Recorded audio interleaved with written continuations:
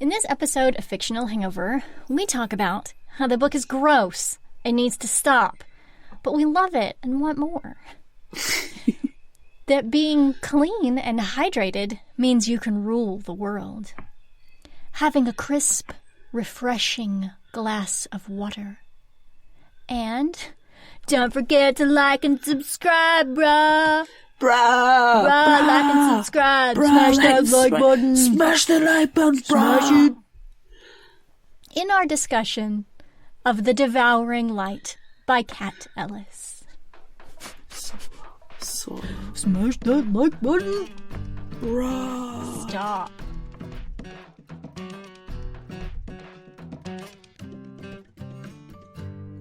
Hey everybody, welcome to Fictional Hangover, a podcast about books that is full of spoilers. Every week we discuss a different book in way too much juicy detail. I'm Amanda. And I'm Claire, and today we're going to discuss The Devouring Light by Kat Ellis. Standard disclaimer. If you haven't read this book, please remember that Fictional Hangover is all about spoilers. If you haven't read or listened and don't want to be spoiled, stop listening to us and go read or listen to the book. Then come back. If you haven't done this point, pretend that you have, or if you don't care about spoilers, or if you just like the show so much that you don't care about any of that, then listen up. Yay! Yay. It's Kat. We love her. So let's Kat. just jump straight We into love it her. and give us some background information. Do it. Kat has a really cool website. She does a lot of author interviews that you can also read if you signed up for her newsletter, which you should do because she does lots of giveaways, and she mentions us at least a couple of times a year, so definitely go and sign up for her newsletter. But on her website, she also shares information about her own books, and one of the posts in particular that I found interesting was about the cover for The Devouring Light, and she actually got to have input on the cover, which is not typical for a lot of authors. So it was very cool.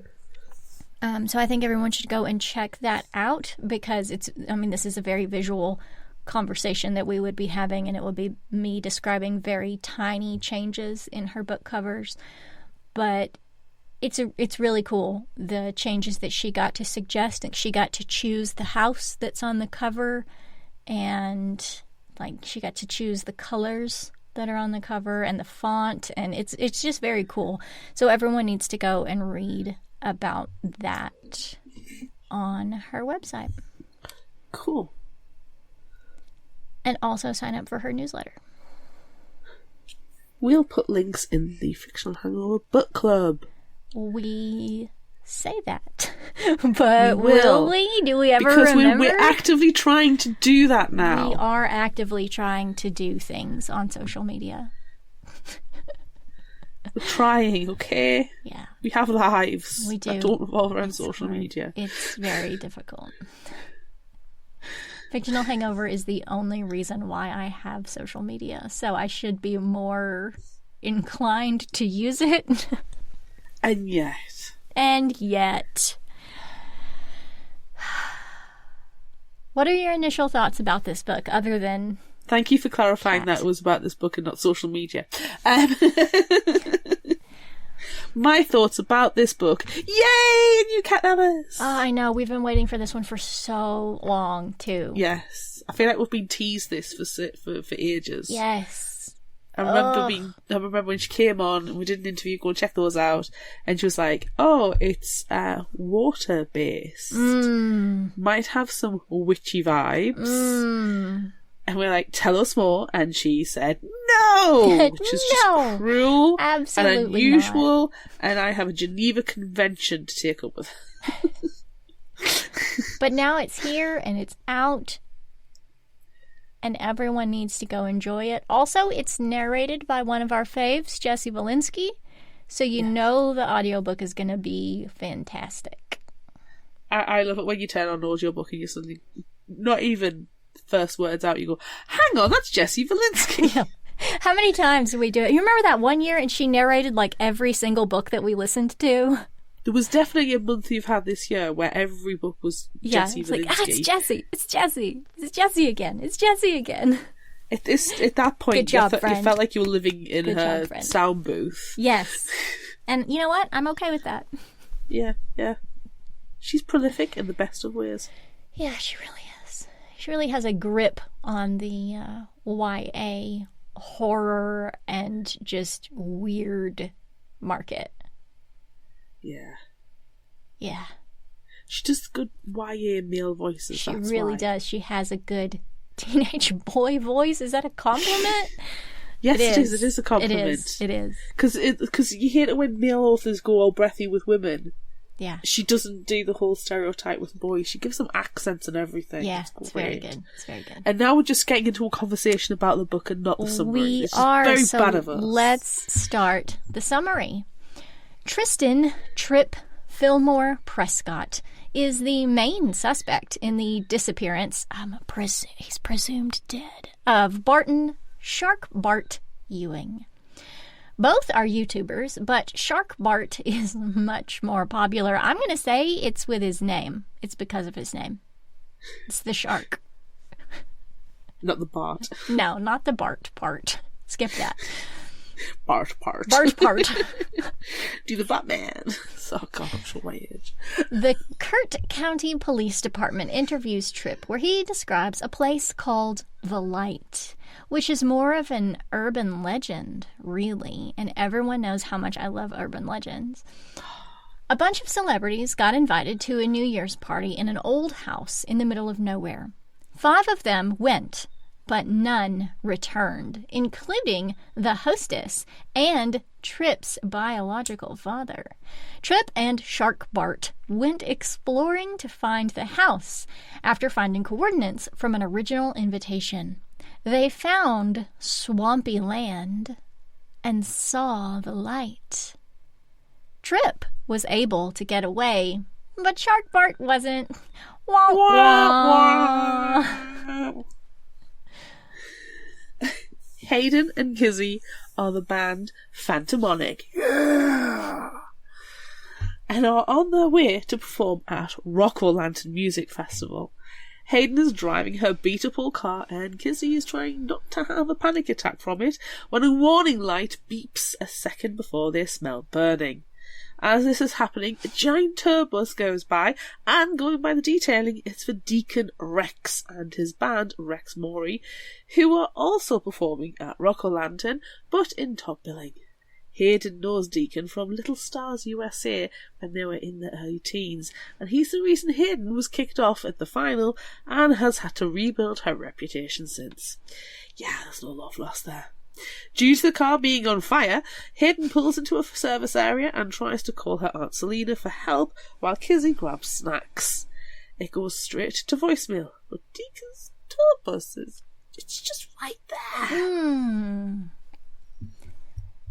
Hayden follows Kizzy inside and gives her the non-update with the car situation, but we'll try to get an Uber.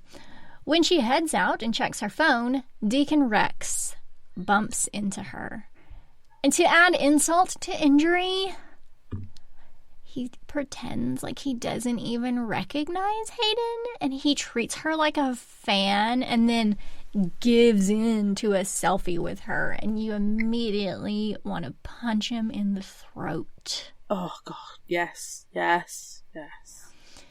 At Hayden's cry of alarm when he invades her personal space, Deacon backs off, leaving Hayden angry, indignant, and frustrated that after 4 years, 2 months, and 5 days, she didn't give him a piece of her mind. She heads to the grungy restroom to be sick. I think I would be sick going into that restroom, though. Yeah, there's just vomit everywhere. Oh, but everyone knows about my toilet fears. Toilet nightmares. Toilet nightmares, really, I should say. After Hayden has stopped throwing up and is standing in the stall catching her breath, a strange, grubby-looking guy, breathing heavily and carrying a hard shell suitcase, comes in. He's acting weird, looking in the mirror, and seems to be hyping himself up to doing something. Something involving Deacon Rex and light. When Kizzy calls, Hayden uses it as an excuse to get the heck out of there, having to move the mop the weird guy used to block the door. Nah, That's dog. serial killer behaviour. Yeah, ugh. Outside, Hayden sees Deacon next to his tour bus. He's waiting on Sugar Patel, president of his fan club, but she's a no-show. Hayden swallows her bile to warn him about the weird stalker. Kizzy comes running up then and sweet-talks Deacon into giving them a lift to Rock-a-Lantern. Oh, look! She's conveniently stacked their stuff for Deacon's roadie to load. It's right there! What a coincidence! Oh! While Marv, the roadie/bodyguard/bus driver, finishes loading Hayden and Kizzy's gear into the hold and sorts out the sticking hatch door, That's the totally guy. Creep. That's the totally guy. Creep. He's got to be in there, totally right? Creep. Without the same thing. Like, he's in there. It's totally him. Kizzy introduces herself to Rex Morey's bassist Shane and settles herself on a sofa, Hayden sliding in next to her. Deacon calls Hayden out for calling him an arsehole on TV, but he seems he didn't recognise her, which Hayden corrects. It was an asshole, actually, while Kizzy tells her to shut the hell up. To Hayden and Kizzy's surprise, Cairo, their old school friend, Hayden's ex and new Rex Morey drummer, enters then. Holy shit. That's so much awkward in one very small space. And one person having so many labels. Yeah. Oof. At the sight of Hayden and Kizzy, Cairo storms off to the back of the bus and Kizzy goes to freshen herself up. Hayden and Deacon are now free to lay into each other, but Shane throws a video game controller at Hayden with instructions to shut up and shoot the bad guys. This distracts Hayden until Kizzy, Deacon, and Marv start talking with raised voices. The tour bus GPS has gotten them lost. They're running extremely late, and they are now stuck on a dirt road next to a canyon. When Shane offers to go out and try to find a phone signal, he quickly runs back as the earth beneath the tour bus starts moving and causes the bus to go over the edge, everyone inside crashing around. Hayden falls unconscious and dreams of a voice telling her to come to the light. Fucking yikes. As it's turning into a washing machine going down the side. And Hayden was off peeing. He's got his trousers around his ankles at this point as well. Oh, poor thing. That's just embarrassing. Wait, Hayden? Hayden is a... Shane. Okay, Shane. Sorry. Hayden was not outside peeing at this time. No, that would have been funny though. No, Shane. Hayden wakes up and it's dark and the world is upside down and inside out as she assesses the carnage that the tour bus has turned into. As she does so, a phone, mostly buried in mud, lights up receiving a call. Hayden answers, and it's weird. A crowd is chanting her name, and she repeats her when she says, "Help us." That's weird. It goes, "Help us, help us, help us, help us." Weird. No. Hanging up because she can't process too much strange all at once, she looks around this displaced furniture and twisted metal and finds Marv dead. And the GPS telling them they've reached their destination. No, thank you. No. The bus has landed in a swamp, and it smells like death and decay. Hayden tries her own phone to call for help, but it's waterlogged and there is no signal. Climbing out, she goes in search of the others. She can feel someone is out there, and I don't think that's a good thing. No. The bus is surrounded by thick fog, and it seems to be getting thicker, but she's able to find Deacon with a red hard-shell suitcase, and his leg is hurt.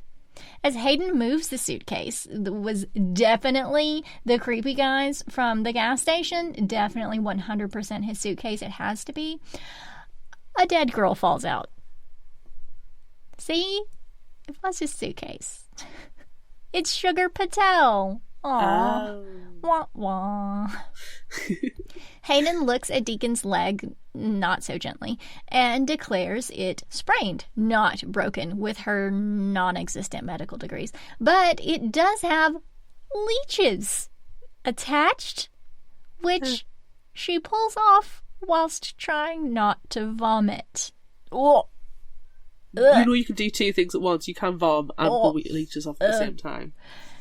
Deacon needs his pain pills from his bag, which he threw, and it is now currently hanging on a branch close by before the mud starts sucking him down. Hayden passes it and the weird phone she found on the bus to him. She then realizes they don't have clean water and that Deacon is stoned. None too gently, Hayden pulls Deacon to his feet, gives him a suitcase handle as a crutch, and they head off to look for the others, leaving the corpse behind them and never mentioning it again. Let us never mention Sugar Patel ever. Marv, we may thinking about it on occasion. Hayden thinks they're going deeper into the forest, the wrong way. Deacon wonders why the stones are glowing, and who made the path, and how is there tide inland, and is the path moving? He is also stored at this point as well. Super high right now. Hayden sees something down the path. Maybe it's the others? Nope. It's a house. Yay! House, I don't know, man. I don't know. Oh, no, what could be wrong? It's just a house. Ugh. The house is very grand and very gothic looking. There is a single light on in the house and a sign saying, "The Light." So it sounds very welcoming. Yeah, and you know what? It's fine. It wasn't literally just in her nightmare. No. Totally No. fine. Totally fine. Let's go there. It's fine. Inside the foyer is a giant Fabergé eggs-like sculpture with patterns etched into it, but they're all just kind of like slightly off. While Deacon rests his leg, Hayden goes in search of a phone. When she reaches the mezzanine floor, Hayden hears a knocking sound. Walking past closed doors with names, not numbers, on them, she stops outside the one room where the knocking is coming from. Hayden has a jump scare when she opens the door to see a woman in a cocktail dress knocking against the window. However, the woman isn't a woman. It's a mannequin. Hayden moves it to more stable ground, less likely to cause creepy knocking, and finds a snake-headed walking stick, a perfect weapon for Deacon to use to hobble around with. In the bathroom, Hayden checks the running water. There's electricity, so water is a possibility too, but actually gets a lovely thick sludge pitted with maggots. Refreshing. No, thank you. Oh. Also, why is it just perfectly cromulent for the mannequin to be moving all on her own? There might be a breeze coming from somewhere. Oh, haunted as fuck. Haunted as Definitely fuck. Haunted, yes. Ugh. When Hayden gets downstairs, someone is knocking at the door. It's Cairo. She's freaked out because there's some strange guy outside, so she bars the door with a bench Deacon was napping on before passing out herself. A few moments later, Cairo comes to. She explains she was thrown from the bus and fell down the crevasse, landing on the half-eaten carcass of a bear. Nice. Nah. No. She hasn't seen Kizzy or Shane, only a person in a boat who seemed to be following her and most definitely watching her and not at all helping her. The fog was so thick, though, it might have been playing tricks. They decide to rest in the house, and in the morning, with hopefully better light and less fog, go looking for Kizzy and Shane. In the meantime, they find a leech poking out of Deacon's leg wound. Ooh. No. No, I put the word crevasse in just for you. Of course. We love a crevasse with many creams. Crevasse. Yes. As Deacon panics, understandably, relatably, Hayden overcomes her gag reflex to pull the white leech from his leg. Except as she goes to grab it, the leech goes hard and drops off. I do not trust this. That's not normal leech behaviour. No. Cairo slams her boot down on it and it turns to dust. Worse. Weird. Deacon then takes more pain pills. Not productive. While Cairo and Hayden split up to look for supplies. Water, food, medical stuff and phone. Hayden heads upstairs, rechecks the one room when she works her way along. Most of the rooms appear that their occupant just got up and left one day. One has an invitation to the New Year's party at the Light for Faith Night, an actress Hayden's mom lost a breakout leading role to. The house is a labyrinth, feels like it shouldn't exist, but with some vodka and sanitary pads located at least, Hayden carries on with the search. In a windowless corridor she hears a noise, and eventually opens a weakly lit room with what looks like a shadow person in the corner, and it moves. It's not a person. It's a nest of moths, and they all rush at Hayden and go inside her mouth. No! Bad Cat Ellis. Bad. Naughty Cat Ellis. Oh, God. Hayden manages to, spit them out. And escapes the room and the swarm of bone-white, disgusting bugs. Her scream alerts Cairo and Deacon, though when they get to her, all the moths are gone. Oh, my God. Cairo reports that the tap water is fine to drink. Really? After the maggot sludge? It's fine? I mean, just turn the taps on and leave them going for a while, and maybe I don't know why she didn't do that. Flush it out. Yeah. Ugh. Then they notice a photograph on the floor. Faith Knight is in the picture with half a dozen other people. Only one person, though, seems to know the picture is being taken and doesn't look pleased. This is Magdalena Warren, and she's holding the snakehead cane. Deacon knows where they are and can't believe it. Look, I got a real Shining vibe from this moment in the movie at the end, and they look at the photograph from the 1920s, I think it was, and Jack Nicholson's horrifying face is staring directly at the camera and everyone else is having a party around him. I totally got that vibe. Yeah. And I was like, yes. Yes. Cut to video footage recovered from the camcorder of Conrad Mullaney, director of several low-budget horror movies from the 1980s and 1990s. He's complaining about the guests of Magdalena Warren's 2005 New Year's party, and Magdalena, and pretty much everything else. The video cuts to a short clip of the party, then ends with Conrad Mullaney in his room, stating he wants no part in Magdalena's plans. Deacon explains Magdalena Warren's New Year's party was infamous, as many celebrities went missing. Although I feel like I kind of want to say celebrities? I mean, paparazzis will have been taking pictures of them, and they'll have been noteworthy if they go missing, I suppose. Okay. So, anyway, they are now currently in Magdalena's House of Horrors. Hayden points out that was years ago, if it's even true, and no one is living in the house now. I don't know if that makes it better or worse. Cairo goes to get them water from the kitchen, while Hayden follows chalky footprints in the carpet she is sure weren't there a moment ago. Deacon believes in ghosts and is convinced the house is haunted, but leaves Hayden to investigate, while he finds somewhere to sleep.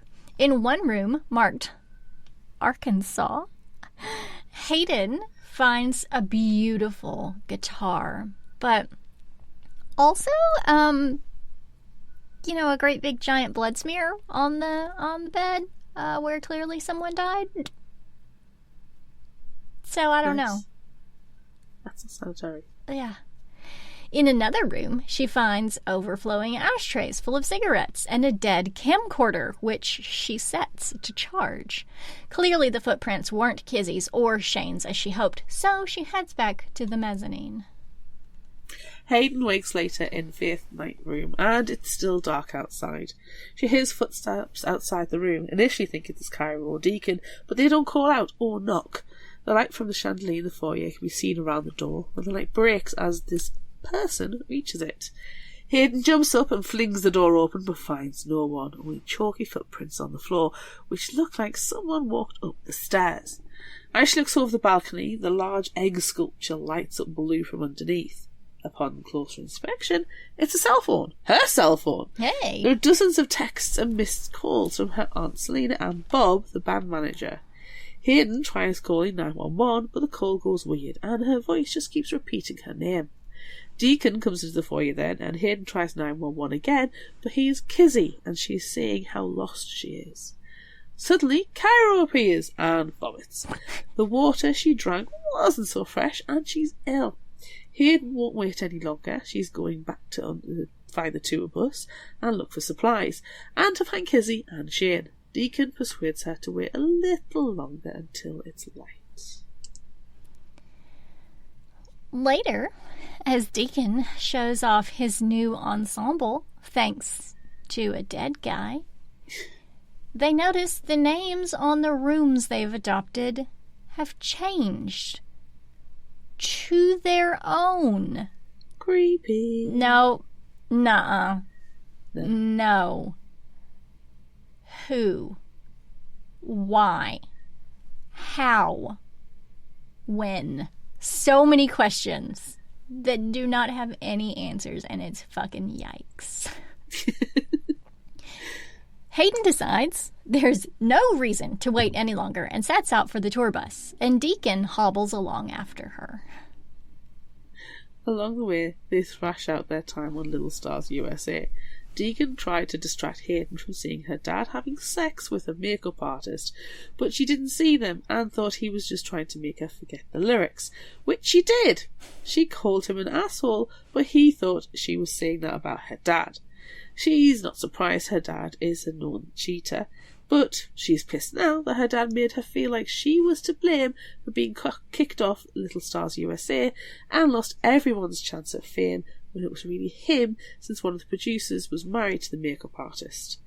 The producers actually liked Hayden and Deacon Drama, but not the rest. Damn. That's not good. No, you shouldn't put your child on a reality TV show like that in the hopes that you'll get famous. No, it's gross. No, it's for them. It's horrible, exactly. And also, you shouldn't be screwing around on anybody. No. And you shouldn't blame your child for your fuck-ups. No. It kind of reminds me of the, real-life worse version of the dad in Free Piano, Not Haunted. Remember that guy? Yes! Yeah. Yes! Yeah. But, infinitely worse. Oh, God, yes. Carrying on their search for Kizzy and Shane, Deacon notices that the gravel is moving, and when they come upon the swamp, not the tour bus, they realize the path has to have changed. With no choice but to double back, they find another structure in the swamp, and it's definitely not the light. It's a small, run-down boat shack. Hayden needs to check it out in case Kizzy and Shane took refuge inside, and the only way to it is through the swamp. Ugh. Yikes. Ugh. The water goes up to her waist, but she plows on, Deacon staying on the path. The shack is on stilts and is only as big as a single room. Kizzy and Shane aren't inside, but there is a backpack with trail mix, a raincoat, and a porno magazine. Oh, delightful. That's great. With her prize on her back, hopefully not including the porn mag, Hayden heads back to Deacon. It's darker and has started to rain, and worse, she can feel something following her in the water. Yikes. Fun. No. Despite shouting at Deacon to run, he doesn't, and instead, whatever is in the water surges out at them both. It's Shane, and his face is covered in leeches. Oh, no. Stop. No, we don't want that. No. No. That's bad crack. Hayden and Deacon somehow pluck the leeches off Shane's face, only one of them biting Deacon before disappearing into the gravel path. They manage to get him back to the light to tend to his wounds. At Hayden's suggestion that Deacon give one of the pain pills to Shane, Deacon discovers he can't find the bottle and accuses Hayden of misguided intervention. As they're arguing, Cairo screams and comes running from her room. There is someone on her balcony. Hayden goes to investigate, and she finds Kizzy. Yay! Is it Kizzy? Is it Kizzy? Ew. Or is it moths? Ew, it's Kizzy Could be moths. Kizzy moths. Don't worry. We're not going to find out just yet because we are now cutting to a video by Trip 1 year after Shark Bart's disappearance. He's back in the swamp to find out what happened. The video is weird, starting with Trip being cocky to the camera. Like and subscribe, bros. Like and subscribe. Gross.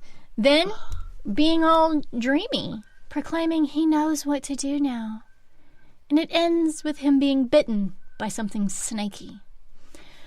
Trip is in the comments of the video, the last one reaching out to Sugar Patel about Deacon Rex and urging her to check her DMs. Ooh.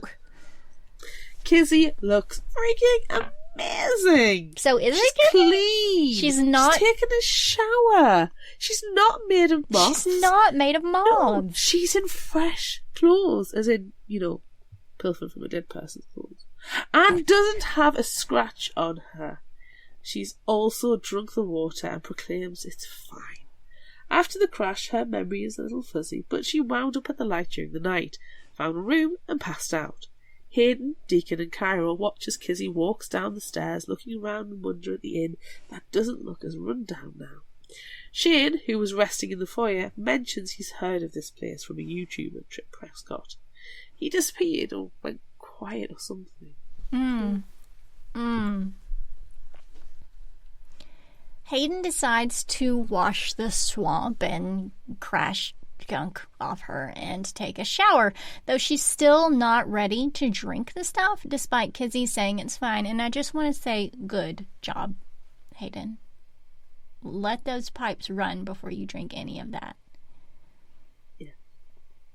Feeling better now that she's clean, Hayden finds a blue jumpsuit in Faith Night / her suite's bathroom to wear. As she's getting ready, Hayden hears breathing. Oh no. At first, convinced it's someone in the room, a quick check proves there's no one in there.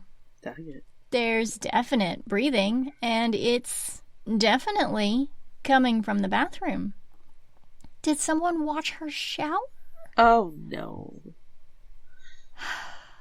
There's no one in the room, but there is a small vent. Deacon, who heard Hayden yelp during her investigation, gives her a boost up to look. There's nothing there, and the breathing has stopped. It's so sus. Stop. Kizzy found expired ramen and worked out how to boil the water, so at least they have food now.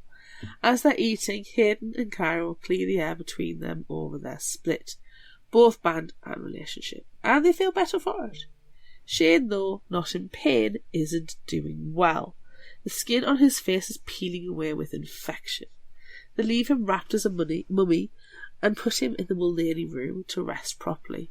This is the same room Hayden found the camcorder in that she has set to charge and is now working. Hayden sits to watch and finds that Mullaney was also sure someone else was in the light with him too. Shane's screams interrupt Hayden. He's clawing at his face. Pus-filled blisters cover him, and he pops them as he tracks his nails down. Shane rants about not wanting it, and he can feel the leeches moving under his skin. No, we don't like that. We don't. No.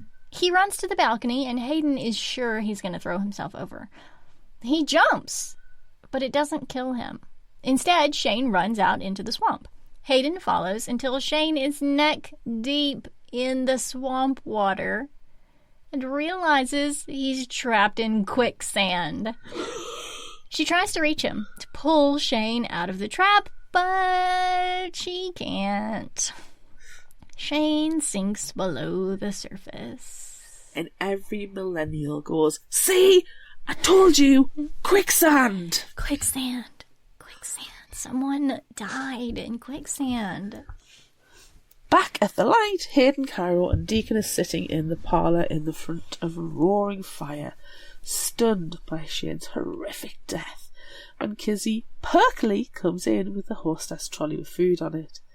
They decide they need to get out, but the situation is made worse by Kizzy's upbeat personality grating on Cairo and Deacon. It will grate on me as well. I could not deal with it. Withdrawing from the pain of the pills, he was an addict. Yeah. Yeah. After throwing out ideas and dismissing them, they decide to sleep on a solution and reevaluate in the morning. Hayden will find help on her own, even if she has to.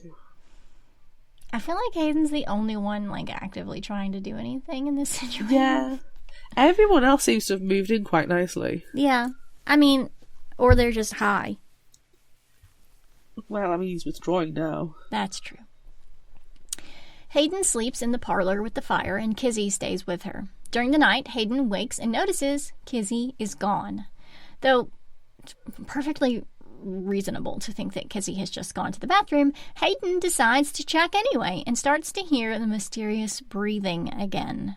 She doesn't find Kizzy, but she does find more of the strange, chalky footprints. Following them upstairs and through the maze of corridors, they suddenly stop outside the moth room. No. Mouth tightly closed, Hayden opens the door, but it's not a room, it's a storage closet, and there's not a moth in sight. Thank fuck. Looking up, Hayden sees the footprints are on the ceiling now. That's messed up. And follows them again until they suddenly stop. Going back to the parlor, Hayden finds a sleepy Kizzy. She had just been to the bathroom.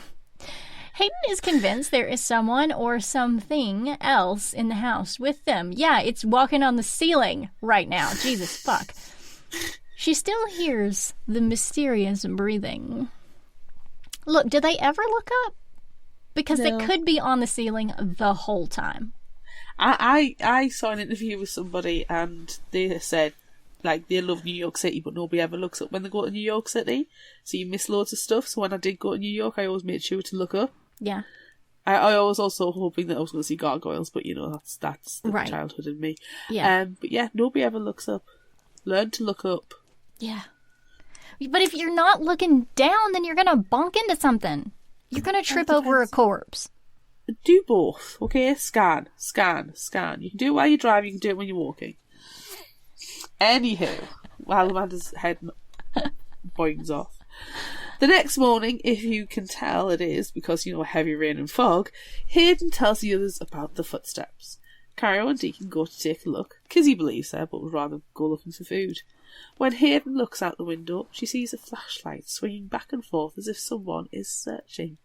Believing it's a rescue, she races outside, screaming to the others that the cops are there. Outside, Hayden doesn't find rescue. Instead, she finds Shane's body tied to a tree and his face completely gone. Inside the skull is a squirming leech. Oh, faceless. She also finds the weirdo from the service stop. He's brandishing a heavy-looking flashlight and cryptically says, "Not the one I wanted, but you'll do." Yikes. Yikes. All the yikes. Yikes. All of them. No. What the fuck? Stop. The weirdo from the service stop grabs Hayden and tries to shove her in his boat. But Hayden fights back until he punches her in the head, making her dizzy and sick. Then she falls over into the boat, hitting the wooden seat. Hayden wakes up in the boathouse, loosely tied up with her own shoelaces. That's just rude. That's rude. Her attacker's arm seems hurt, likely from the crash, whilst hiding in the cargo hold, which we all knew that he was in there. The weirdo from the service stop introduces himself as Trip Prescott. Like and subscribe, bros. And he also looked a lot older than he should be And then he rants and raves about her and being promised fame, but she hasn't delivered. He also says he practically gift-wrapped Shark Bart and can't get back into the light, so he'll use her to get him inside.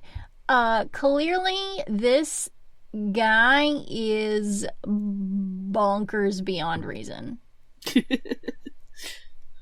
Hayden breaks her feet free, batters Trip away, and runs outside. The fog is thick, so she can't see the boat and can only make a jump for it, so she flings herself over the side. Soon Trip is out of the shack grabbing at Hayden. She squirms and bites him until she's free, and he falls in the water. Instead of coming for her, he panics and climbs into the boat. Oh, she's so close. So close. Right there. But she couldn't see it because of the fog. Hayden tries to escape through the swamp, Trip following in the boat and using the oar to smash down, trying to clobber her head. However, the strange place seems to be working in Hayden's favour as the swamp melts away and she's on the path, the fog parting. As she runs, the swamp and the fog retake the path until she's back at the light. Just as she dives inside, Hayden spots someone at Magdalena's window. It's just the mannequin! Do mannequins sneeze like that? No! Oh, okay. Inside, she cries for the others, and Cairo comes running with Mulaney's camcorder in hand. She's been watching his videos and will believe absolutely anything Hayden has to tell her. Ugh. We have a convert. In these clips, we see Mulaney broken. Faith Knight, who was on his side, now follows Magdalena all starry-eyed. Arkansas is dead in his bed. His head's caved in. Well. He's sure the others are dead too. I mean, probably. There's smells coming out of some of their rooms. So, yeah, Prob's dead. Probably everybody is dead. Mulaney went outside to escape, but the swamp closed in on him, and some worm thing bit him on the path that seemed to be made of them and spawned from the egg sculpture in the foyer. No! Don't like that. Stop! Mulaney's going to try and get video evidence of what Magdalena is doing. He also asks whoever is watching to tell his kid, Trip Prescott, he wishes he'd gotten to know him better and to not show his wife any inappropriate parts of the video. Like, there's some saucy things that happened. In betwixt all of this horror, there were some other things. Together, Hayden and Cairo decide they need to leave now. First, they head to the parlour to find Kizzy, which is not there, and then suddenly she is, because she steps out of the shadows, creepily. A million things seem to slot in place for Hayden, especially the calmness of her best friend, and she realises this isn't her Kizzy. When she turns to find Deacon, Hayden says, "Goodbye forever," and instead of replying, "Goodbye forever, jackass," like a normal Kizzy would, this Kizzy tells her she's being silly. I'll see you in a few minutes. Nope. Wrong. Nope. No. Bad Kizzy. Nope. Hayden tells Cairo they need to check this floor for Deacon, since not Kizzy tried to send them upstairs. No, do not. Stop it. When they go into the dining room, they hear a tapping and follow the sound to the wall. No. Things in walls. No. Things in walls. Stop it. There's a cavity. But it's a dumbwaiter. Okay. So that's fine. That's supposed to be there. That's where the knocking is coming from. I'll allow it. It's fine. This time. Calling out, they hear Deacon's muffled voice call back to them. It's too heavy to pull the dumbwaiter box up, so they find the entrance to the basement. Worse. Don't go in basements. It's dark, and yes, it stinks. Of course, it's a basement. There are animal and human bones scattered around, and something has been eating them. That's not normal basement behaviour. Hayden tries to avoid looking around too much, focusing on the dumbwaiter. She finds the box and, with force, pulls it open, and Deacon falls out. Cairo suddenly grabs Hayden into a tight hug and tells her not to look. But it's too late. She's already spotted Kizzy's real body hanging from a meat hook and a bloody stump where her leg was. But, I mean, the meat hook. I'm glad that she's on a meat hook. She's not just a corpse on the ground. Yeah, it would be disrespectful to have her on the ground with all the bones. Yeah, no. She's fresh. As Hayden stands in front of Kizzy, feeling like her world is collapsing, Deacon explains he came down looking for tools, but a creature came into the basement a moment after him, and he hid in the dumbwaiter. He was trapped as he watched it eating Kizzy from the stump. No. As it was leaving, he saw it was wearing Kizzy's face. Nope. That's when they all hear the breathing sound again. No. It's coming from the vent above Kizzy's corpse. Mm-mm. Two eyes blink back at them, and then slowly a milky white arm stretches out, and a creature starts to pull itself out. Ooh. Hayden, Cairo, and Deacon run for it. On her way out, Hayden picks up a paint can to sling as a weapon, sure the creature is right behind her and going to eat her like Kizzy. But as she swings running through the basement door, there's nothing there.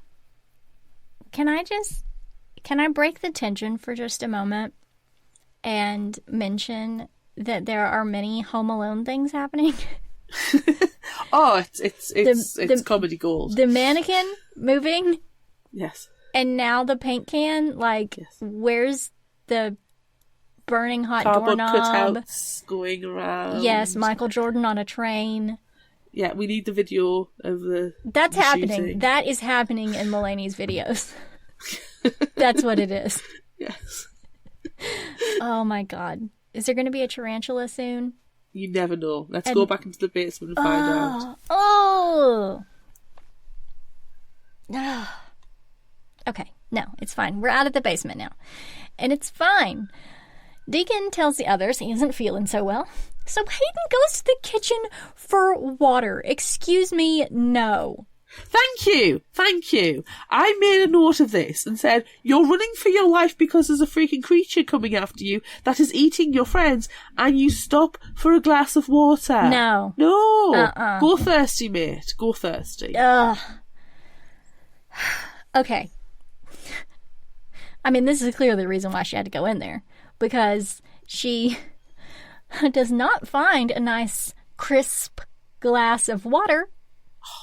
She finds mold and maggots and mud and rotting plants and weeds from the swamp and insects and flies, and that's what they've been eating. Oh, I love me some buggy ramen. Gross.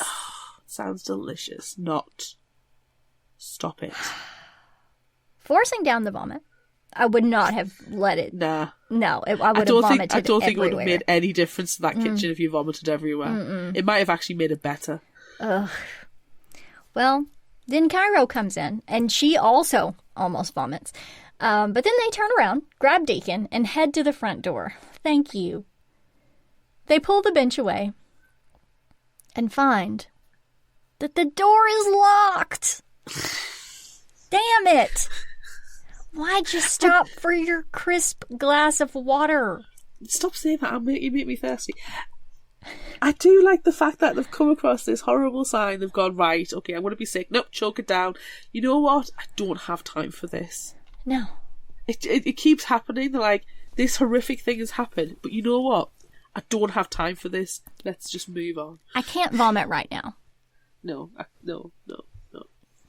We'll process it later. Yes. But we will stop for the glass of water. Oh, nice, crisp, cool glass of water. Crisp. They check the windows. They're locked. Damn Picking it. up the bench, they use it as a battering ram on the door. It splinters a little, but the bench is heavy, and eventually they make a big hole enough to crawl through. Outside, though, it's just a white void. No. Inside, the egg sculpture is hatching No. and spitting out countless leeches. No. It starts taking the form of a person, not Kizzy. This creature who tells them to call her Mother, has been watching them the whole time, has been invading their sleep and giving them dreams of all their hopes and ambitions coming true. She can give them their dreams, they just need to decide what they would give to make them come true. Hayden can hear the roar of the crowd and feels the thrill of performing on stage, fans calling her name. But this creature ate Kizzy and is wearing her friend's face. Say no thank you. No thank you, ma'am. I'll be over here. Your house is lovely. Yes. No thank you. I like the chandelier. I love the chandelier. The creature then turns into Shane and talks to Deacon, who rejects the offer. Then it turns into Magdalena Warren and explains she didn't kill Kizzy. She was already dying. So, she just read her mind and learned about them from her. And, she didn't want to waste a meal. She's just reasonable. Being resourceful. Reduce, reuse, recycle. Yes. Cairo asks about the leeches. They're spores, which Magdalena controls. Oh. Okay. Cairo is considering the offer, but she needs to know more. Magdalena says their relationship is symbiotic. When they succeed, she gets the benefit too. Suddenly, Deacon cries out, pointing at the door. Trip Prescott is forcing himself through with a crowbar and goes for the creature. He's overpowered, and the creature force feeds him dozens of leeches until he chokes and dies. Wah, wah. Like and subscribe, bro! Like and subscribe! Deacon, meanwhile, throws a bust of Magdalena Warren over the mezzanine balcony, hitting the space where the creature was. But it jumps up and onto the chandelier, glaring at Deacon with Kizzy's face. I like to think it's just that, pointing the eye thing. Yeah. Ugh. Yay for chandelier. Hayden uses the distraction to hit the sculpture with Trip's crowbar, and it does absolutely nothing. And Not Kizzy laughs at her from the chandelier. Frustrated, Hayden throws the crowbar at Not Kizzy, and it lands in the wires of the chandelier. Hayden is surprised the creature crumples as the light flickers. She didn't hit it, but the light. It drops Kizzy's face and turns into a demonic creature with a spiral of razor-like teeth, nubs protruding from its boar-white snake-like torso with vestigial wings sprouting from its back. The house changes too, with thin cobweb-like vines spreading from the chandelier and around the house, a tether hanging from the creature to the spore sac. The walls look like the rubbery skin of a squid. I love this transformation so much. It's so good. It was amazing. I think I read it 5 times because it was so cool. So good. Yeah. It was a twist I wasn't expecting, though. But we need to talk about that later because we don't have much longer. Very, very shortly. As Hayden and Cairo grab Deacon, the creature seems to stir, and the chandelier light comes back on. It hits Hayden then that the light has always been on the entire time. Everything is connected. It's the Devouring Light. She said the title. Hayden sends Cairo outside with Deacon while she climbs up and jumps to the chandelier. She grabs the crowbar and tries to free the chandelier from the ceiling, the creature whispering to her the whole time. The demon holds Hayden as they plummet and hit the spore sac. The lights go out. Hayden dreams of blackness but knows she's on stage.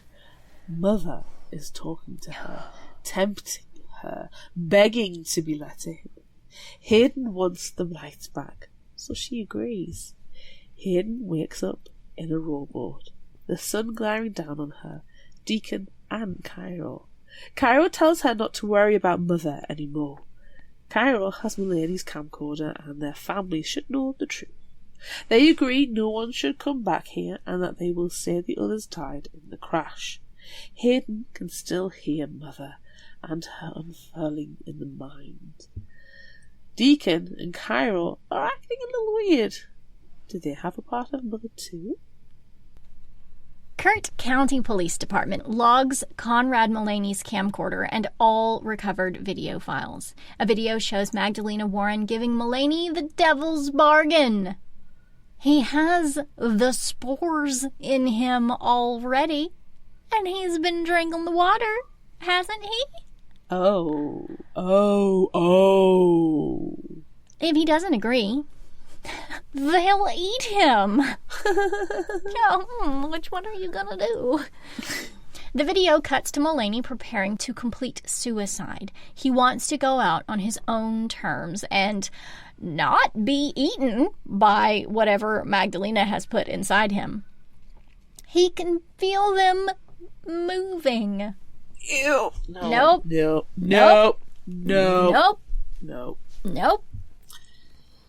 A news report titled Rex Maury Implicated in Death Cult Massacre follows. Deacon and Cairo are being accused of inciting the death cult murder-suicide of 16 fans. Invitations were found among the victims' personal belongings. Deacon and Cairo have gone missing and are also presumed dead. Multi-platinum solo artist Hayden Romero and close friend of Deacon and Cairo posted on social media.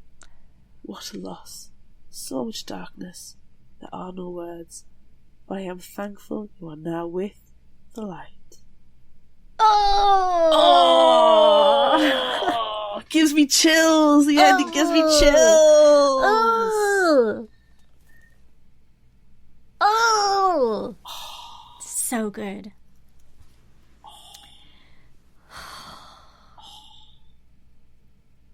Let's all go grab a crisp, cool glass of water. Crisp water. Crisp water. Water crisp. And then we'll come back. Yeah. Have you ever read a book and thought, wow, I would love to see this on the screen? Well, the Adapting Podcast is for you. Hi, I'm Emily Malik, host of the Adapting Podcast, and with a guest every episode, we take a look at books that have never been adapted, why that's so, and how we would go about translating it to a different medium. We talk about any novel from the serious to the downright silly, as long as it hasn't had an adaptation. So come and take a listen to the Adapting Podcast on wherever you get your podcasts. So many standout moments in this one. So good. I'm sorry, but I cannot get over the moth in the mouth. Moth I'm stuck there. I'm stuck there. No, don't like moth mouth. Moth mouth can moth off. No, it can go away. It can go in the bucket. Mouth. Put it in the bucket. Love moth mouth. Stop it. Also, I love Shane's no face scene. Moth mouth, no face. Yes. Okay, so if everyone will go and listen to the bonus episode, because spoiler alert, there's a bonus episode with Kat. Yay! We love Kat. We do love Kat. We talk about this quite a bit with her, but I feel like it should just be mentioned now that, and I texted you this while we were reading it. Moment that chandelier showed up, I was like, someone's gonna be murdered. Someone's gonna be murdered. Chandelier. We love a murder chandelier. Someone's gonna be murdered by that. And I'm pretty sure that Kat knows about our love of murder chandeliers. And so we see it, and I think, Yeah, that's definitely, it's going to fall on someone. It's going to cause a gruesome death. But know that it was like part of the mother beast house disgustingness. Such a good twist. Yes. So good. Yes. Ugh. Yes. Oh. Yes. It's really well done, because she says all the way through that the light is still on, that the light is there. They couldn't find the light switch. And you know, the thing is though, it's an inn. It's essentially a hotel. And you kind of dismiss the foyer lights as being on all the time because you think, well, it's a public space. They want to keep it lit. Yeah, they don't want to. Security. Yeah, they don't want to give someone the opportunity to turn the lights off. Exactly, so it makes sense. So because it's so innocuous, you kind of dismiss it. And us, being us, think, that chandelier's going to land on somebody's head and somebody's going to get murdered. No, it's a freaking part of the monster. And it's amazing. Brilliant. It's amazing. It's amazing. Brilliant. I'm not putting it as my surprise because it's a really cool twist and it's so satisfying. And I'm not saying that we're geniuses in any way, shape or form. I mean, we are, but we're not. Right. But I feel like we read enough of these books that you kind of learn the tells. And you learn the twists. But this time... she played us good. She did. Kat is the only author who can consistently get me with her twists. Yeah. Yeah. Like, Kudos. literally the only one who gets me with her twists. Yeah. Yeah. Even if it's not... Even with some authors, you might not get the full thing, but you've got, like, 80% of it. Yeah. There's just one little element that... Yeah. Yeah. But was not expecting demonic house monster. Basically inside its gullet, in its belly. Yeah. The chandelier is the uvula. Yes. I kind of wanted her to have, like, there was the scene and it was describing Mother and she had, like, the circle of razor teeth and it gave me, like, Pennywise vibes. And so I really wanted her to also have deadlights, which also would have been a really nice tie-in because of, you know, the light and you stare at the deadlights. So, yeah, it was good. I got serious, like, xenomorph vibes. Also fine with that. Yeah, totally fine with that. Yeah, love it. It's really creepy calling something Mother as well. Yeah, no, Mother? Hello, Mother. Mother. But, like, Hayden's parents are shitty. Hayden's parents are awful. They are the shittiest. Like, the dad, serial cheater, and blames her for being a failure when it was literally him fucking up. Yep. Literally him fucking exactly up. And the mother, again, blaming her for not being famous when, I mean, Faith Knight obviously had to deal with the devil, but also, you know, you're not as talented. Yeah. Some people are not made to be the stars. Some people are made to be the background. And you know what? That's fine. That's fine. Those are the people that I always like pointing out in the background. Like, oh, I know that person. They were, like, skulking around in the background of this other movie. I like it when you watch the background people and the background people are the ones getting up to stuff. Yeah. Like, if they've been given some free rein for shenanigery. Yeah. And you're like, what are they doing? That's hilarious. Yeah. Or even if they're just, it's quite obvious they're repetition or something like that. Yeah. I think watching the background, the extras, is great. Yeah. And sometimes much more interesting than what's actually appearing on the screen. Yeah. But honestly, so frustrated. And all the way through, we didn't really do it in the summary. It's Hayden's complete lack of confidence because of what happened on the reality show. Yeah. And I thought it was hilarious that the song was Thomas the Tank Engine as well. That got stuck in her head from Deacon. Because for some reason it's a Thomas the Tank Engine song that constantly gets stuck in my head. Really? And I hate Thomas the Tank Engine. Yeah. The only reason I ever really watched it was because of having a child that really liked trains, and he would watch it on occasion. But I don't know why. It's just this one. I think it's because it's such an easy tune to just like start humming. But yeah, I can imagine having Thomas the Tank Engine going through your head and forgetting the actual lyrics, the actual song you're supposed to be singing. That would be really calling bad. somebody an asshole, not an arsehole. But yeah, I feel was like arse is not a thing. Like, if you're gonna call arsehole somebody, is a thing. It's just British. No, I mean, no, very, very clearly, I understand that. But if you're calling someone that in anger, you're not going to hit that R. Arsehole. You're not going to do that. That's not how it comes out. You wouldn't. Your accent doesn't give you that natural lean into the R. Is a Brit, you would. I think Brit would go either ass or arse. It doesn't really matter. But people would say arsehole over here.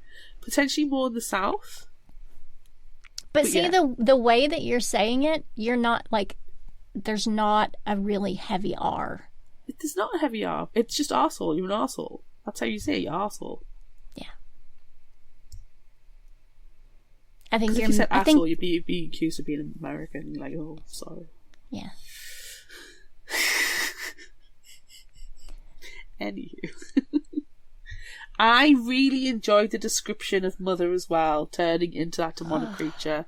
It was disgusting, it was horrible, and I do not want to meet it, but I kind of do in a knitted format, pointedly looking at my mother. Yes. And it needs to have light up eyes. It's not going to have light up eyes. Which can be done easily with a button battery and an LED light. It's not happening. So easy. You're just not trying hard enough. No, I'm not, because I'm not making it.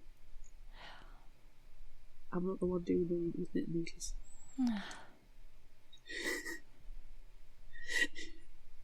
Did you know what half people grossed out of me? Apart from the moths. Shane, it both grossed me out, but actually thought it was really funny. Was Shane being covered in the leeches? Because I was thinking it's Davy Jones from Pirates of the Caribbean. Oh, and his tentacle face. But even worse because it's all over. Yeah. This sounds really awful, but would you have been like, it's too late? Yeah, I would have been like, you know what? You're a leech face. You can get... You're done.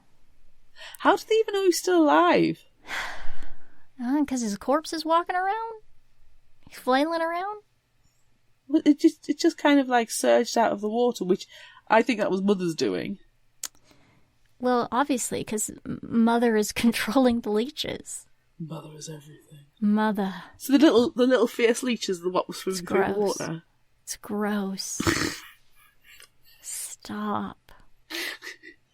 He's just surfing on leeches. It's just tiny little like. It's gross. Let's catch up to it. It's gross. Stop. Gross. Ugh. I love it. I love it so much.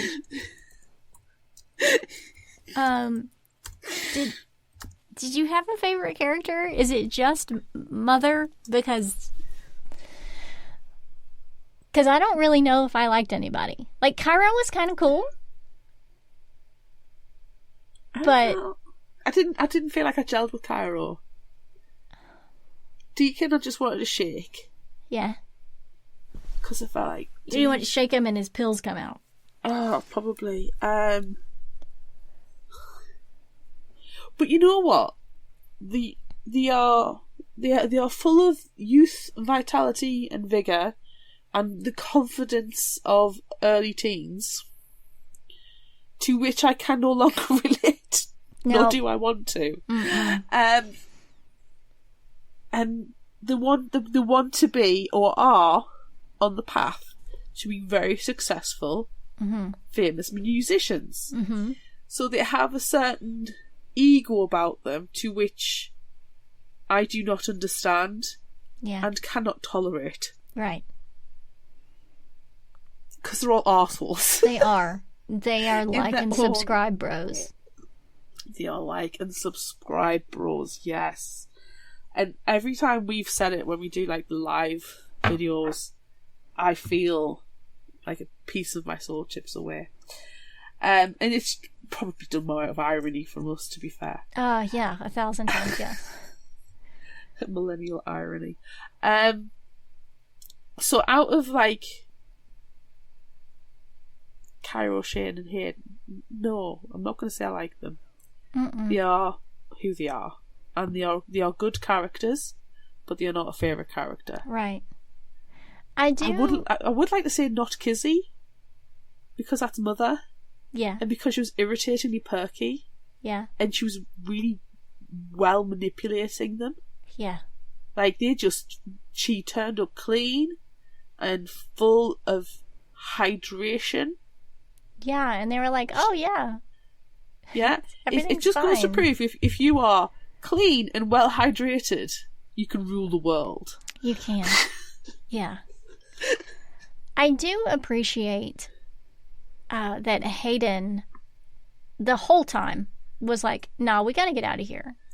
I don't want any part of this. Like, everything is fucked up and I don't want to be here. Yes. But then she accepts the bargain at the end. I don't think she's got any other choice but to accept the bargain. I mean, she doesn't, but I think she genuinely does want to take it all the way through as well. Like, when her reality is she looks around and goes, I need to get out of here.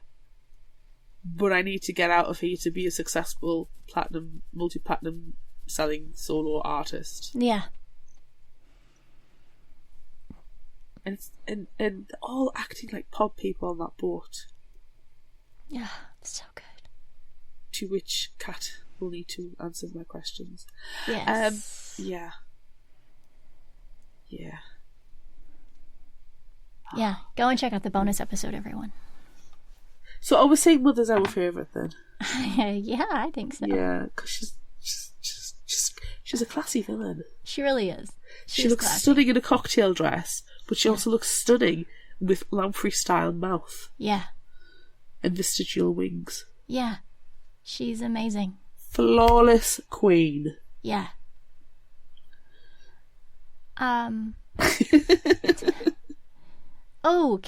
Can I share my surprise? Yes. I'm surprised that there was a meat hook in the basement. Technically, that's a stomach. Yeah, like, what is that? Did she eat a fish hook? Did someone try to catch her, like, Moby Dick style? Well, I think I'm convinced that she's part anglerfish. And it's just there.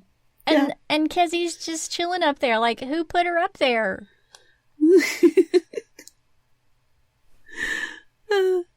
But it was kind. It was considerate that Kizzy was on a meat hook and she wasn't just down on the floor with a pile of corpses. Yes, I like that. That's very polite. Yeah, it's thoughtful. And it's not cannibalism either, because Mother is not, like, human. No, I mean... So, which makes a change for once, like, not having cannibalism. Right. If she's not some sort of fish monster, she's at least a demon. I think she's, like 90% demon, 10% fish. Yes. Fish monster. No, 90% demon. 5% fish, 5% leech. No, there's house. There's house in there too. But that's part of the whole, demon extension. No, I want her to be part house. Well, then take another 10% off the demon. Okay, 80% demon, 10% house, 5% fish, 5% leech. Yes. Okay. I like it. My surprise follows on from your meat hook surprise. And we've already talked about it while we're doing the summary. Why the hell are you stopping for water? That was bothersome. You GTFO! Get out of there.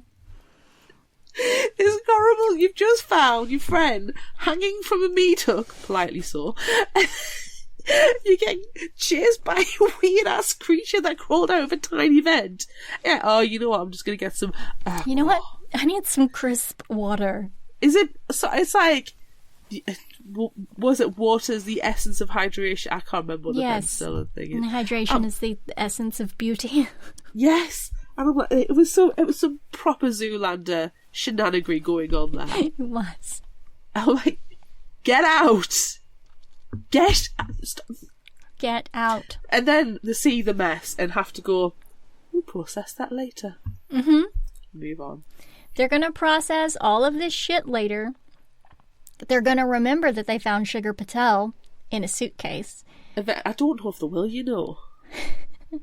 But then they're going to be like... The news report did, at least. You know what? Let's just take a break and have a crisp glass of water. I'm so thirsty from you saying crisp glass of water. I'm desperate for a drink.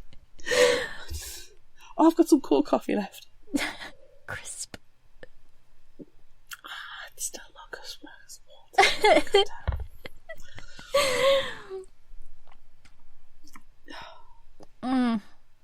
And then it makes it even worse because it's not a crisp, refreshing glass of water. It's sludge and maggots. I am still convinced if they just let the water run for an extended period of time, it would have been okay to drink. I genuinely screamed that at the book. When she turned it on, it was like, there's just maggoty mud. I'm like, well, let the water go through the pipes. Yeah. Keep going. It's going to take a while. It's been sitting there for about 20 years. Honestly. Yeah. But then I felt really old. Yeah. But I wouldn't have left it going. Same. But I'm sorry, if you're willing to shower in it, but you're not willing to drink it...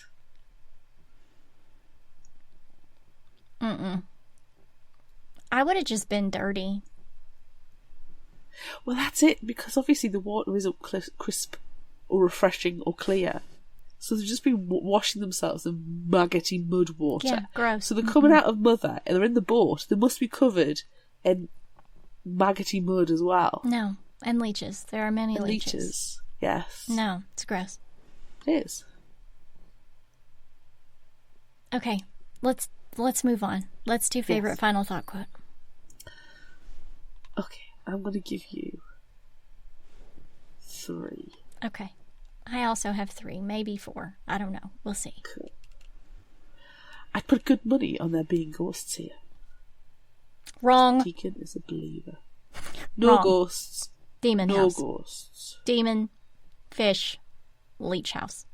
However, this is handily followed up by you're a tool. Fine. Ending with, I think we're all going to need some serious therapy. Yes. It has a whole story there. It does. It does. What have you got? I'm not a swamp expert, okay?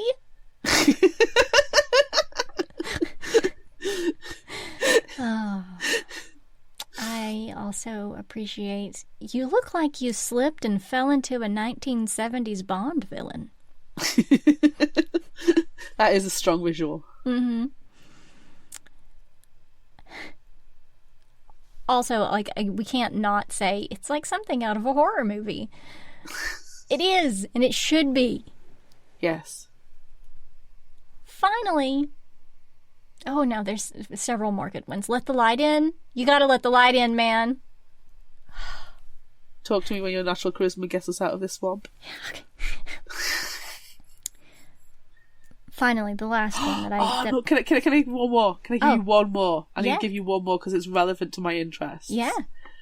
Quicksand. I spent my early childhood convinced I was in constant danger of getting sucked down into quicksand. Uh-huh. Yes. Yep. Yes. Yep. Yes. Yep. My last favorite final thought quote is, I suppose I'm a pacifist. I think it's pronounced dickhead. Yep. Zing. It's definitely a zing, not a boing. No, do not boing. Boing. Oh my god. Okay. I'm still giggling about that one. So good. Let's go and play Would You Rather with Cat Ellis. Yay!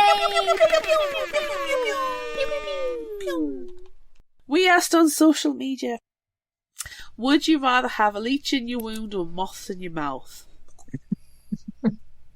Nope.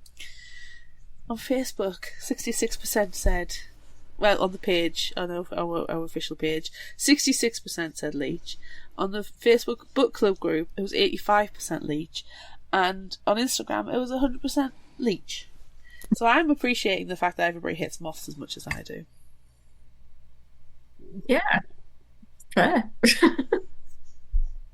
I was one of the moths. You weirdo. I'm also one of the moths. No. I mean, I've had a moth in my mouth. I don't need another one. I mean, I've had a moth in my mouth and it is disgusting, but at least you can spit it out, whereas a leech, it might just disappear in there. Yeah. It's inside the wound. We need to make sure everyone knows this. This is the case. However, I would like to bring your attention to one of our listener comments, Fiona, who is a medical professional. She's a nurse. And she says, leeches all the way, use them loads of my career, although when you drop one on your arm and it stuck us on for dear life, you aren't as calm as you think you might be. So, you know, leeches can be medicinal. Yeah. Not on Absolutely. the inside. No, not when you're looking like Davy Jones. Ugh, gross. Oh, that made it worse. Ugh. We've got some other comments. Cindy says, I can't think of what it would benefit to have moths in my mouth. I think the leech might help the wound, but yuck. Either way. Prolific commenter Colin said, okay, so hear me out here. I could convince myself that a leech in the wound would be doing me good. I mean, they're nasty little fuckers, but they've been used for better or worse in medicine for yonks, so who am I to argue with a wise woman down throughout the ages? A moth, however, has no purpose, being only in my mouth. I mean, I've had some stuff in my mouth that made me think, this should this be here? But I draw the line at a moth. Dusty little bastards, agree. So they are and can just go back off to Moth Town. Actually, that's a horrific thought as well, isn't it? Moth Town. Just a real horror show. To be fair, Leech Town doesn't sound like a good time either. Leechtopia. Leechville. I always love a hear me out comment. No, don't like. No. I did like Jackson 4 just going, what the fuck, guys? Yeah, I appreciated that, and then I blamed it back on Kat. I mean, that's where we get the inspiration Because from, it's so. all Kat's fault. Yeah. We didn't write the story. Because I'll tell you what, I wouldn't be putting moths in my mouth if I was writing the story. But if you hadn't guessed, it's leeches, by the way. My answer's leeches. ugh, gross. Glim Jen said, I know it's so horrifying, but I'm going for moth mouth. 1, it will freak people out so hard. B, there are some beautiful moths, like rosy maple moths. 3, and this is where I agree, Strange the Dreamer has a special place in my librarian's heart, and that's a whole thing, and that's where the moths come from. They come from the inside, and they go... Bleh. No. Unless you go the Silence of the Lambs route, in which case they're put in afterwards. That's true. Either way, nope. There's this big bucket called Fuck It. Put it, the idea in there. No. See, at least Trina Reeds says, so I studied medieval history and have thought about having a leech on me multiple times. I reckon I could deal with that. Moths in the mouth? Absolutely not. I agree. I haven't studied medieval history, but I agree. Claire Reeds 1987 says, yes, I agree. I could deal with leeches, but not moths in my mouth fluttering. Yuck. The fluttering is it's a choice. I mean, if you chew them, they wouldn't be fluttering for very long. Right. You swallow it. Why did you? Or if you spit them out. Exactly, yes. And I feel like the dampness in your mouth should affect the wings. Right? Isn't that a thing? Things with wings don't like to get wet. Did I just make that up? Am I doing my own science?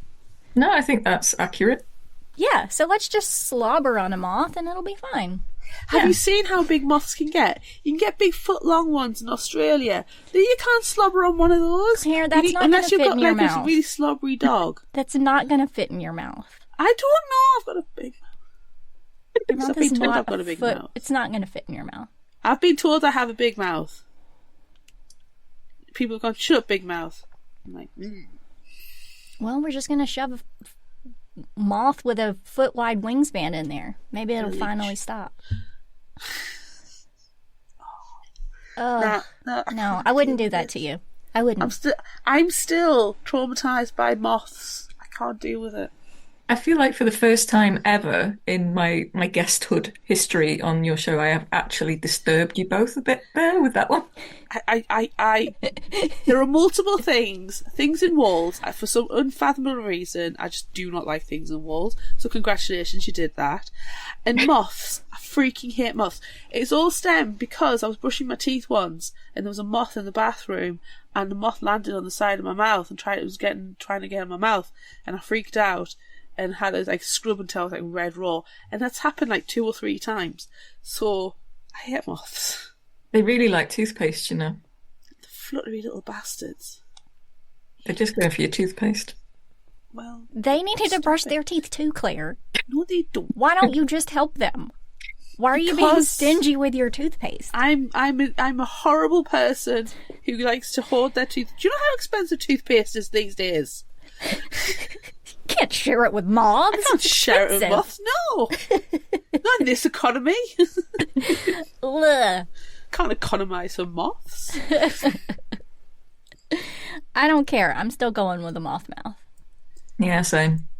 I don't want to leech inside my wound. First, it's a wound that's painful as it is, and then a leech comes out? No. It's just cleaning the wound. It's like, if you put maggots in wounds, to do that as well. No, look, these... eat the dead flesh. Mm-mm. I mean, don't get us wrong, I don't want it to happen.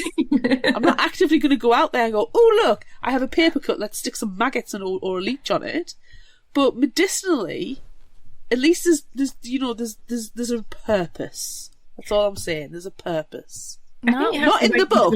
Not in the Devouring Light, there's not a purpose, unless that purpose is possession. Which, I suppose is... Could I be the leech? Ooh. Can I be the leech and possess people? If you want to be. I would never stifle your dream. Not the moth is the ultimate answer. I keep taking a drink to try and wipe moth taste out of my mouth. Not that I even know what moth tastes like, really. Toothpaste. I'll have to bring maggots into the next one and see if you're still pro-maggot then. Oh, I'm fine with maggots. Yeah, if you could just do that. Just... Yeah. We'll know. You're so salacious when you do that.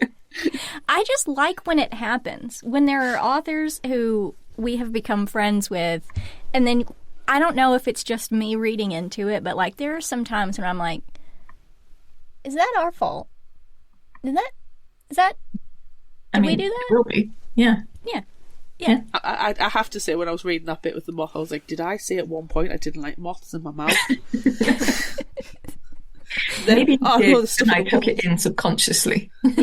Yeah. I feel like you're just taking notes. Yeah. We can't see what your hands are doing right now, so... I know, I have little sticky notes here. I could be writing anything on them. Could be. Plans. Stationary. Stationary. Okay, let's go to the next question. Would you rather...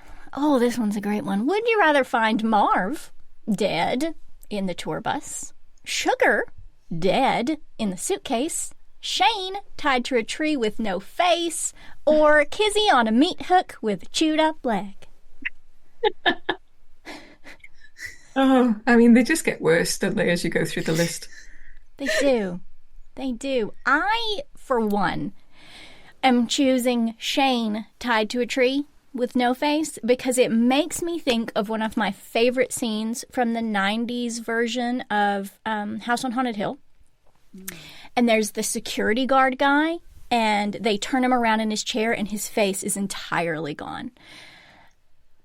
And I love that movie, and that's just what I saw. I was like, yes, face gone. There was nothing there. It doesn't really make sense because there was nothing, but I loved it. So that's what I'm going to choose. Yeah. It's as good a reason as any. Don't look for logic in horror. What about you, Claire? I kind of like the visual of Kizzy on the meat hook with the chewed up leg. I thought that visual was very cool. Though justice for Marv, because poor guy. Marv didn't deserve it. He didn't deserve that. He didn't deserve that end. He doesn't deserve to be at the beck and call of freaking Deacon. Ugh. Look, I really appreciate that Mother was kind enough to hang Kizzy on a meat hook, because she could have just like thrown her corpse down there or sent her down the dumbwaiter or whatever, and she just could have been a corpse pile. But she was gently hung on that hook. Well, you don't want to eat like off the floor. kind. That's just uncouth. There's no, it's she's good. Mother has class. She doesn't want to be eaten off the dirt floor or where the leftovers are. No. So she knows how to throw a party. Yeah. She really does. And all parties need meat hooks. Yeah. But yeah, I'm not even going to argue with that statement. I feel like it's true. Don't. Yeah. I think my choice from that list would probably have to be Sugar in the Suitcase. I just loved writing her rolling out of it, but also the fact that you don't meet Sugar when she's alive. So it's not quite it's not quite a gut punch, really, is it? It's almost funny. I actually did kind of do that like not full laugh, but that scoff thing when there's a dead body in the suitcase. You can obviously it's just it's going to happen, and then Deacon's on the red suitcase. I'm like, there's a dead body in the suitcase. It's in there. Exactly. I didn't realise it was going to be Sugar's per se, but there's a dead body in the suitcase, and then when it opens up and the dead body, and she just kind of like rolls out, and I just went wop wop because they just moved straight on. It was one of these where they're like, we process this later. Let me borrow the handle of this and let's get the fuck out of here. We don't need to worry about this at the moment. No, leave the corpse. It's fine. They had a lot going on. Just look, you gotta get out of the swamp. There was quicksand under there later. You gotta get out of there. We need to circle back to the quicksand. You do. There's a millennial justice for quicksand thing going on. There really is. I'm glad that it happened. It makes my life have meaning. Oh, did we all answer that? I think we did, didn't we? We did, because faceless tree. Good. Faceless tree. Oh. Is that your tree? It's good. Okay, next one. Would you rather be trapped in the dumbwaiter box with Mother feasting outside, or be in the boat shack with Trip and his crowbar? Bloody Trip. Yeah. I think, for me personally, I would probably rather face off with Trip than with Mother. Even with a crowbar. I agree. I do too. Trip's got more delicate places to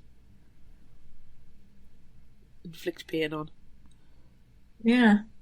And she kicks him really well, to be fair. Yeah. Yeah, I think I would much rather face off with a human person than a, whatever Mother is. Whatever. Demon thing. Yeah. Violent demon thing. I was thinking xenomorph, anglerfish, leech. It's a good combo. It's a very good combination. Okay, next question. Would you rather be at the light in present day with Hayden and Deacon and all of those guys, or in 2005 with Faith and Conrad and all of them? I would have to go modern day, just because I think they're a more fun group to be stranded in a deadly situation with than the original Conrad and the others. I'm curious about our friend Arkansas, which also That was another one. I was like, is that my fault? That's where I live. Is that my fault? I'm kind of curious about the 2005 gang. I want to know more than just the brief snippets of video recording that we get. And then it just makes me think of 2005. I'm like, yeah, I would have been doing the same thing. I had a nice video camera at that time that I really liked. I would have been recording everything too. Yeah, I'm curious. Did you recognize any of the names from 2005 from Harrow Lake? I wasn't paying that close attention, but oh my god, yes! We had Faith Knight, she featured in Harrow Lake. Yes! She was the original Little Bird. She was supposed to play Little Bird, but she got scared and left. Oh my god! So she was a character from that one. I'm spoiling all the Easter eggs for everybody. Spoil. Brev was also mentioned in Harrow Lake because he was Nolan Knox's big rival. But Brev never turned up at the light. He was invited, but his name was on the door, but he never showed up. So Conrad was also kind of in a rivalry with him. Was there anybody else?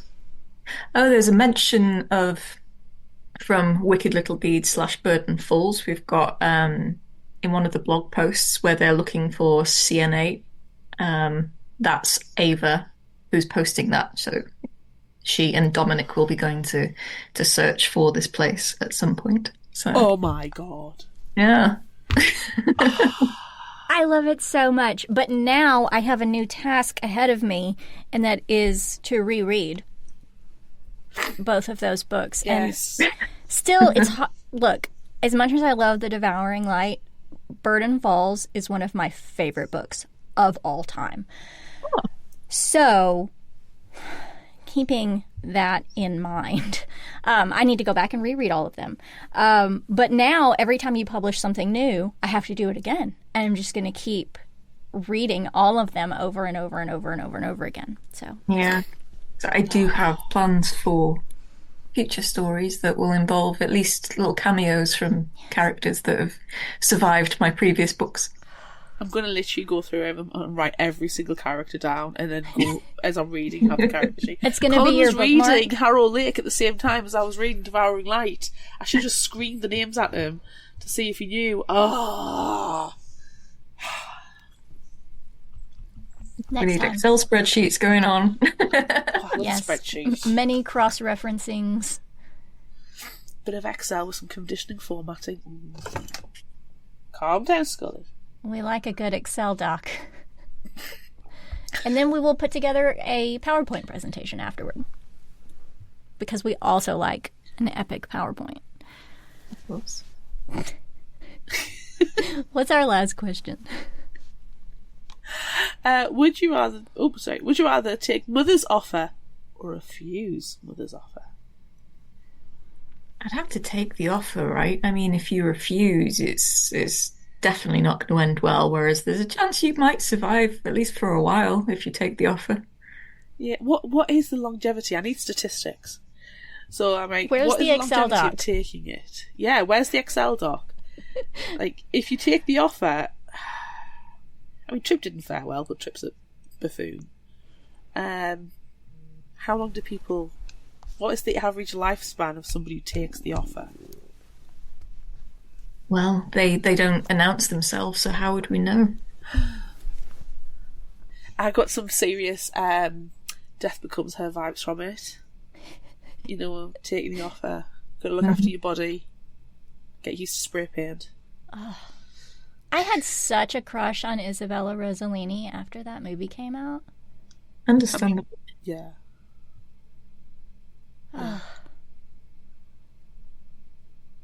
I think I'm also going to take Mother's offer. I mean, joining with the villain, why would I not choose that? Have you guys met me? Especially if it's join me or die. Right. I mean, come on. I mean, you've got it, exactly. You've Yes, got take to. the offer. Take the offer, see what happens. Yeah. Yeah, fuck around and find out. Yeah, but in a nice way. That's what I was about to say. In a nice way, in a positive-ish. If I could, if my rivals could, die in some horrific death cult style murder suicide event, and then I could do the charity concert. Yeah. Sucks to suck. Then you're the hero. I mean, they're not like strictly 100% discovered dead. So Well, that is true. Yeah, It is I comic book definitely. logic. No, I don't think they're dead. No, I don't know what they're up to. I don't know what's happening. But they're still there. Sometimes. The Rex Morey kind of like Deacon and Carol give the band out of Jennifer's Body. Give Yeah. those vibes. And I was like, at the end. I mean, I feel like we're moving on to like the rest. We should, because we are done with Would You nicely. Rather, so we should move on. Okay, everyone, make sure you go and check out the bonus episode because it's fantastic. And we love Kat, and Kat's And amazing. we And love also Kat. subscribe to her newsletter. Yeah, it's really because good. she does fantastic interviews. She does regularly. She does giveaways. Yes. And you can only access there's one short story at the moment which we did cover on the pod, but she tended the behind the newsletter subscription wall, and it's free. Yeah. Just do it. Yeah, you just It's have only to be a once a part month. of it. I like monthly. It's nice. It's a good. Me too. I appreciate it as well. Our newsletter is also monthly. It is. And it gives a good roundup and wrap up of what's happened, and you get a sneak of what's going to happen. Yeah. And sometimes Amanda throws in random giveaways, even surprising me. Yeah. So go and do it. Yeah, do it. Do it. We'll wait. Mm-hmm. Or pause. Or just listen to us whilst you do it. Yeah. fictionalhangover.com. Yeah, that's fine. You can multitask. Yeah, we believe in you. All right. Anyway. If you liked this, try this. What are Okay, you I gonna haven't read suggest? this one. But the cover looks cool. Okay. It was one of these I found on like a Reddit. And I liked the title. It's called The Mean Ones by Tatiana Schlott-Bonn. And I had a look, and the cover is cool. So you look at the cover while I give the summary from Goodreads. So what if Sadie hears talking dead animals and a strange, comforting male voice in her head? The therapist insists these are just symptoms of PTSD. It makes sense considering that she hid under her bed and watched as her best friends were slaughtered, but the murders were 17 years ago, back when her name was Sabrina. Now she's Sadie, a perfectly normal 29-year-old.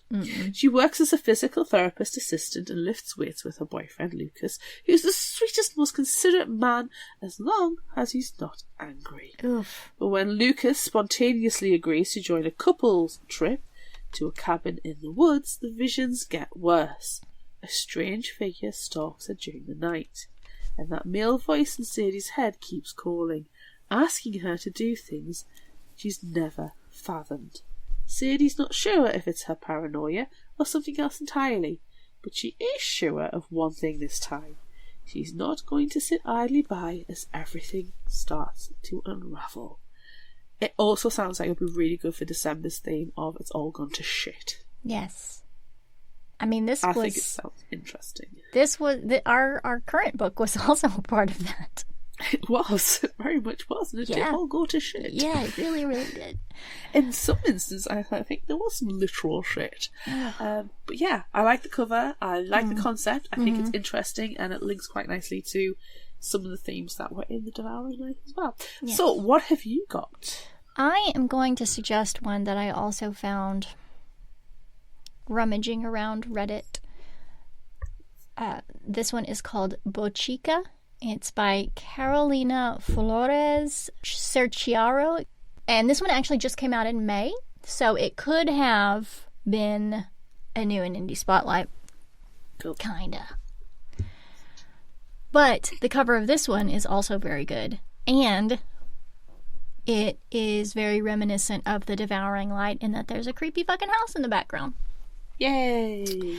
In 1923, Soacha, Colombia, La Casona, an opulent mansion perched above the legendary Salto de Tequendama waterfall, was once home to Antonia and her family, who settle in despite their constant nightmares and the house's malevolent spirit. Hashtag tenuous link. Tragedy strikes when Antonia's mother takes a fatal fall into El Salto, and her father, consumed by grief, attempts to burn the house down with Antonia still inside.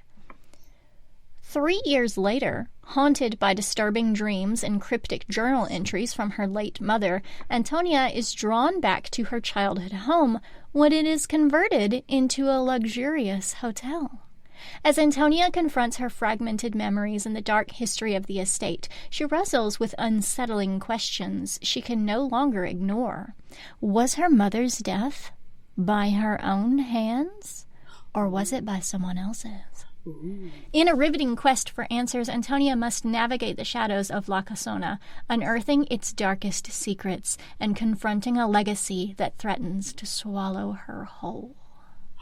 Ooh. Murdersome house? Fingers crossed. Like here for it. Excited about it. Sounds great. It is on my list, my never-ending list of books to be read. Oh, my TBR. So long. At this point, I don't know if I'm the emotional TBR for my TBR or my TBR is my emotional spot list for me. Yes. It gets confusing. Yeah. Okay, give me a new and indie spotlight, see if I can add some more to that list. Okay, so this one comes out in April of next year, April 14th. And when we got it in the email, I thought, well, that's just weird, and I love it. So it doesn't necessarily have any hashtag tenuous links to our current book, but man, do I want to read it. So I had to share it. I had to get it out into the world so everyone can add it to their lists and pre-order it. It's called Somewhere in Nowhere by Stephen Gelman. Coming out is hard, especially when you have two gay moms. At least it is for Simon Bugg. He doesn't want the world to think that having gay parents has turned him gay. And he certainly doesn't want anyone to know about the alien in his stomach that's trying to kill him. Sold. Amanda, hooked. Sold. Don't ignore anything else. Don't tell me anything else. I'm sold. It's Simon's senior year, and his world has just turned upside down. When his mom scores a dream job, Simon lands at a new school away from the only friends he has ever known. Now his mom is overworked and chronically stressed, and his deadbeat dad is back on the scene. Navigating a new school and new friends is a challenge for a neurotic overthinker, and Simon finds himself turning to his rescue cat and a local barista for support. But when Simon meets the handsome PJ in drama class, he gets talked into a date that he derails in spectacular fashion. With a little help from his friends, new and old, Simon finds his way back to PJ. But how can he have a real relationship with the boy of his dreams when he's convinced he's going to die? No one knows about the nightly alien attacks at 11:22. Why then? And why do they keep getting worse? Simon must face a dark secret inside before he loses his chance with the boy he loves. That sounds like it could be funny but also tragic. But you just think, oh, okay, oh, it's a coming out story. It's very LGBTQ friendly. Sweet, precious gay boy cute. struggling with an alien inside. Like, yes. I have so many questions about how that alien's surviving, how it got there, where it's from, what's its name, what's its favourite colour. So many questions. What's its third favourite dinosaur? Always ask that question. Everybody expects the first favourite dinosaur, they don't expect the third. And if they give you anything flying, question it, because chances are it's not a real dinosaur. Same as swimming. You know what? It could be an alien. It could be a goddamn alien, goddamn it. Alright, so everyone go and find... Or a xenomorph anglerfish house. Everyone please go and find Somewhere in Nowhere by Stephen Gelman and pre-order it. It comes out It's not on in Goodreads April. yet, unfortunately. We got several months ahead of it this time. Sometimes they get on Goodreads early, but this one's not on there yet. But as soon as it's on, get it on your TBR list. And that sounds delightfully kooky. Also, everyone keep your fingers crossed that we can get an interview before this book comes out, because we need to know more about it. Tell us about your tummy alien. I always say I've got a tummy alien when it starts doing weird gurgles. Oh my god. Uh-oh. Oh no. Uh-oh. Oh. Okay, let's go and end this episode. All right, that's the end. Oof. That is the end of this episode of Fictional Hangover. I'm Amanda. And I'm Flat. Join us next time as we discuss another book that has just gone to shit. The Bone Raiders by and with Jackson Ford. Of course it's Jackson Ford. Oh. Look out for our Would You Rather polls and monthly challenges on social media. Don't forget about our book club on Discord. Be sure to visit our shop on Redbubble at fictionalhangover.redbubble.com for all your favorite Fictional Hangover themed merchandise, and become a patron of ours on Patreon at patreon.com/fictionalhangover. Until next time, remember, the only cure for a fictional hangover is another book.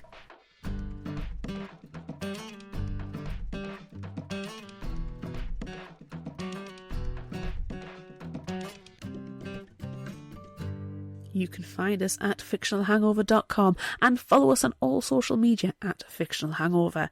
If you like this episode, check out our others and be sure to rate, review and subscribe so you don't miss out. Thanks for listening.